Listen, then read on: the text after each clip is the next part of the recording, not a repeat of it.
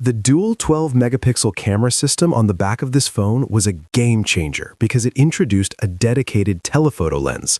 I have been taking photos all over the city to see if the image quality can still hold up for your social media posts.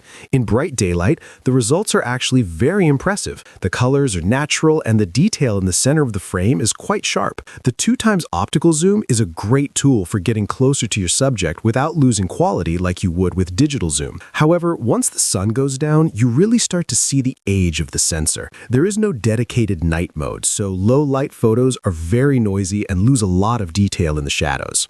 I am also noticing that the dynamic range is not as wide as modern phones, so you often get blown out skies or very dark foregrounds. But when you switch to portrait mode, the results can still be beautiful. It uses the two lenses to create a depth map and blur the background, and while the edge detection is not perfect around hair, it still creates a very pleasing look for headshots.